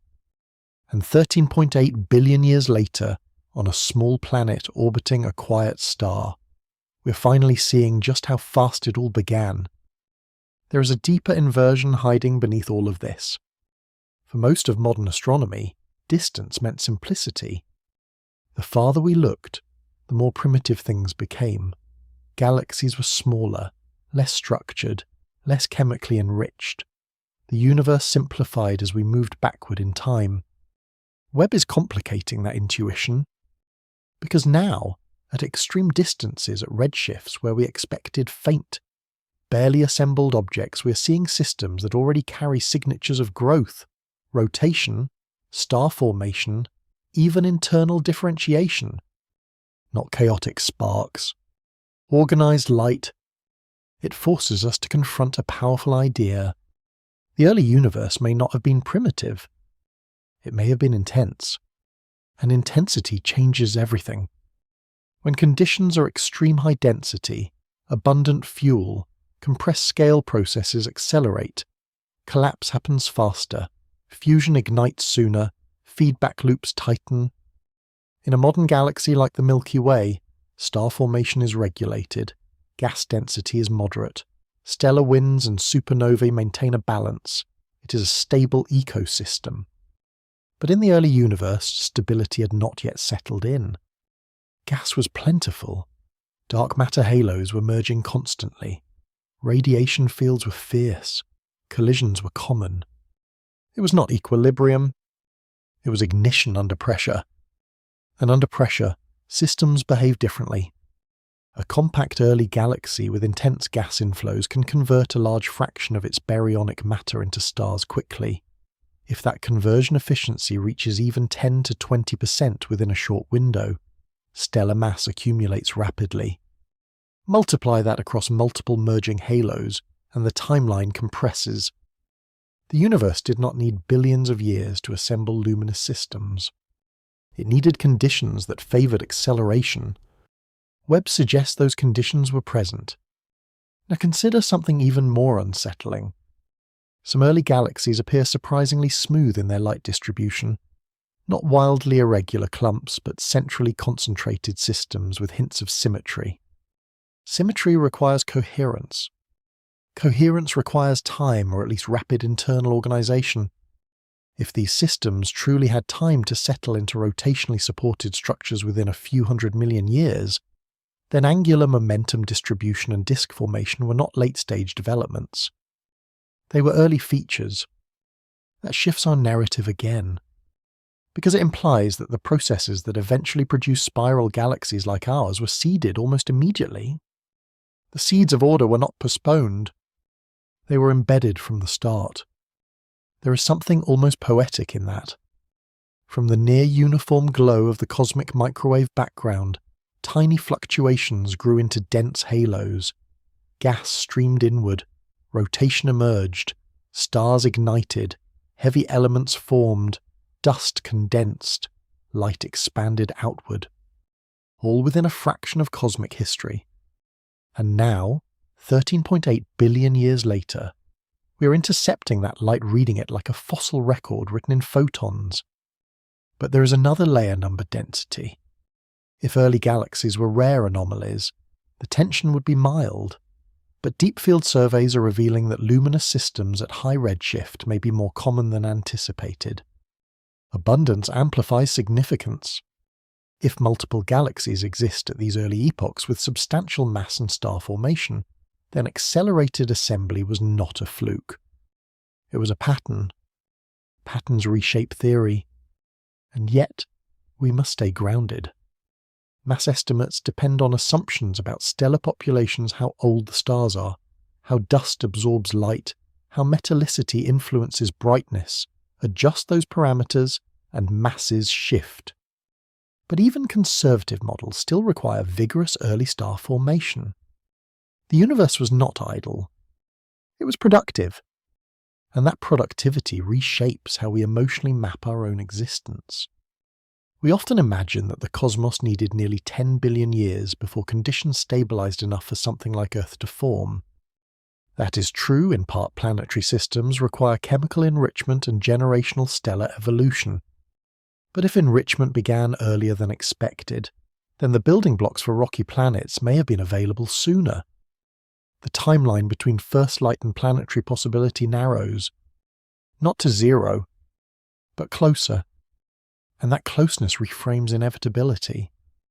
Because if galaxies and heavy elements emerged quickly, then the universe did not require extraordinary patience to prepare for complexity.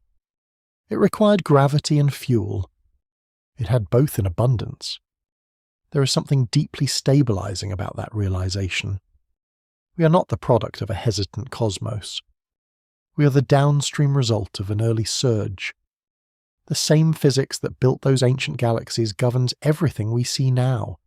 The constants did not waver. The equations did not falter. They simply operated in an environment primed for speed. Webb is revealing that priming. Each new spectroscopic confirmation pushes luminous structure closer to the beginning. Each refined mass measurement clarifies just how intense early star formation truly was. And as simulations adapt, incorporating stronger gas inflows, higher star formation efficiencies, earlier halo growth, the gap between expectation and observation narrows. But the emotional truth remains.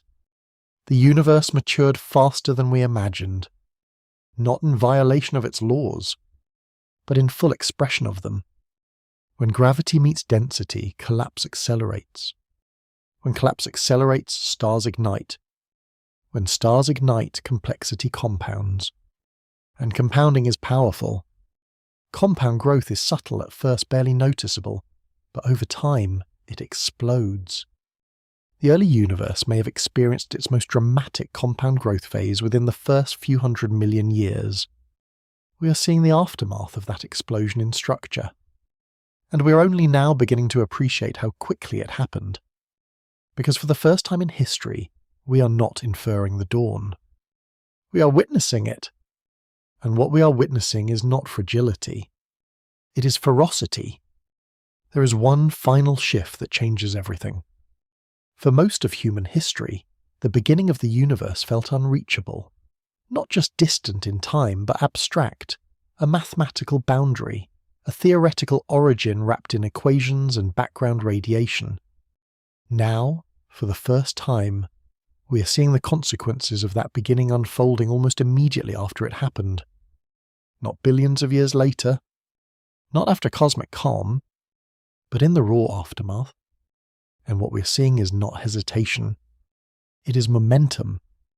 Because when the universe expanded and cooled enough for atoms to form, gravity did not pause.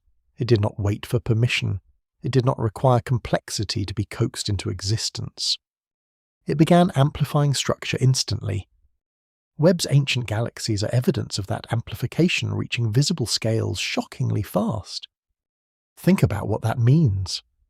In less than 500 million years, the cosmos went from a nearly uniform sea of hydrogen to vast gravitationally bound systems containing billions of nuclear furnaces, billions of stars burning simultaneously, billions of sites where hydrogen was being fused into helium, releasing light strong enough to cross 13 billion years of expanding space and still register on our detectors.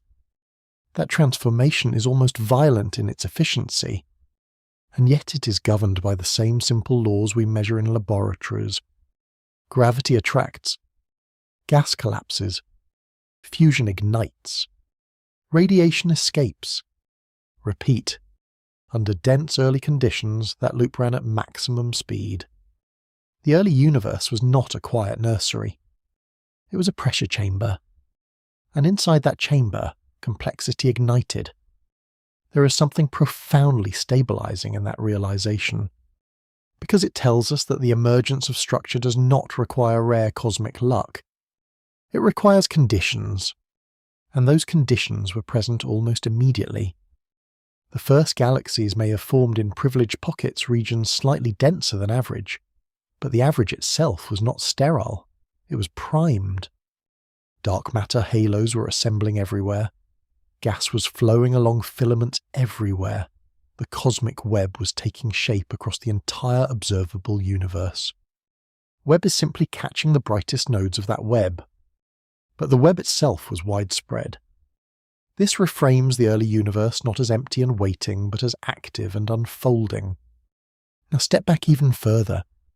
All of this, the rapid formation of galaxies, the early ignition of stars, the swift chemical enrichment happened before the Sun existed, before Earth formed, before the Milky Way settled into its familiar spiral. Those ancient galaxies were already shining when our entire galaxy was still assembling. Their light left long before our solar system condensed from a molecular cloud, and that light has been travelling ever since, crossing expanding space, weaving through the cosmic web, outlasting stars, planets, civilizations, until it finally touched a golden mirror orbiting in darkness. There is something almost poetic about that journey. A photon emitted when the universe was 300 million years old finally meets an instrument built by a species that did not yet exist when that photon began travelling. And in that meeting we discover that the universe grew up fast, faster than we thought. Not recklessly, not chaotically, but decisively. And here is the quiet culmination of this story. The universe did not need billions of years to begin becoming magnificent. It needed only the right conditions and gravity. From near-uniform plasma to blazing galaxies in a fraction of cosmic history. From simplicity to structure almost immediately. Webb has not broken cosmology. It has revealed its intensity. The early universe was not dim and tentative. It was brilliant and ambitious. It built islands of light in the darkness with astonishing speed. And those islands became the ancestors of everything that followed. Galaxy clusters, spiral arms, planetary systems, oceans, cells, consciousness, all downstream of that accelerated dawn. We often think of ourselves as emerging late in a long cosmic story. But Webb is reminding us that the story's opening chapters were anything but slow. They were explosive with creation. There will always be a deeper horizon a moment before the first star ignited, before the first galaxy assembled. Webb is approaching that boundary with every observation. But what we have already learned is enough to reshape our sense of time. The darkness after the beginning was shorter than we imagined. The climb to structure was steeper than we predicted. The universe did not crawl toward complexity. It surged. And now, standing 13.8 billion years later, we are finally witnessing how fast it all began. Now zoom all the way out. Not just beyond a single galaxy. Not just beyond the early universe. Zoom out across the entire sweep of 13.8 billion years. Compress all of cosmic history into a single calendar year again. The Big Bang happens at midnight on January 1st. For weeks, nothing you would recognize exists. No stars, no galaxies, just expansion, cooling, gravity quietly amplifying microscopic differences. And then within the first days of January, light erupts. Galaxies assemble. Stars ignite. Black holes begin feeding. The cosmic fog starts to lift. By mid-January in this compressed calendar, the universe is already structured, already filled with luminous systems blazing against the dark. That is what Webb is revealing. The opening act was not empty. It was explosive.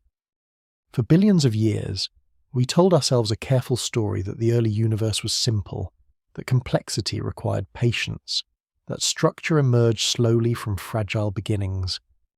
And in many ways, that story is still true, but what Webb has shown us is that simplicity did not linger. Gravity did not hesitate. The universe did not waste time deciding whether to build. It built immediately. Under extreme density and abundant fuel, collapse is not shy. It accelerates. Under intense pressure, gas does not politely arrange itself. It ignites. And once ignition begins, it compounds. Those first galaxies were not delicate prototypes. They were functioning systems forming stars at extraordinary rates, shaping intergalactic space, enriching the cosmos with heavy elements that would one day become planets. They were the first engines of transformation. and they appeared astonishingly early. There is something deeply grounding in that realization, because it means that the universe's capacity for structure is not a rare, late-stage achievement. It is woven into the initial conditions. Tiny quantum fluctuations, stretched across space by cosmic inflation, carried the blueprint. Gravity amplified it relentlessly. Density accelerated it. Fusion illuminated it.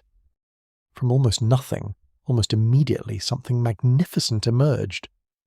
And here we are, 13.8 billion years later, finally intercepting that first blaze. We are small in this story. Our species has existed for a fraction of cosmic time. Our entire civilization occupies a blink in December on that compressed calendar. But we are not separate from that early surge. Every atom in your body traces back to those first generations of stars. The calcium in your bones, the iron in your blood, the oxygen in your lungs, all forged in stellar cores whose ancestors formed shockingly soon after the beginning. Webb's discoveries are not distant curiosities. They are ancestral echoes. They are evidence that the universe began building the raw materials of life almost as soon as physics allowed. And there is a quiet power in that. Because it reframes our place in time. We are not the product of a universe that hesitated for billions of years before daring to create complexity. We are the descendants of a universe that surged into complexity almost immediately. That does not make us central, but it makes us continuous. The same gravity that assembled those ancient galaxies binds this planet. The same fusion that powered their stars powers our sun. The same laws that governed their collapse govern every atom in this room. Nothing exotic had to be added later. The recipe was complete from the start. Webb has not revealed a universe in crisis. It has revealed a universe in motion faster, bolder, more decisive than we imagined. There will still be mysteries. How exactly did the first black hole seeds form? How efficient was early star formation across different environments? How uniform was reionization? Scientists are still uncovering the details, refining models, adjusting simulations. But the larger arc is clear. The darkness after the beginning was brief. The climb to brilliance was steep. The universe did not crawl into structure. It erupted into it. And that eruption echoes across everything we see today. The spiral arms of galaxies, the glittering clusters scattered across deep space, the quiet stability of our solar system, the chemistry of life, all downstream of that early acceleration. So when we look at those faint red smudges in Webb's deepest images, those ancient galaxies glowing from 13 billion years ago, we are not just looking far away. We are looking at the moment the universe proved it could build. Too mature, too soon. Perhaps only by our expectations. Because the cosmos was never obligated to grow slowly. Given gravity, density, and time, even a little time, it was always capable of greatness. And now, at last, we have seen how quickly it began.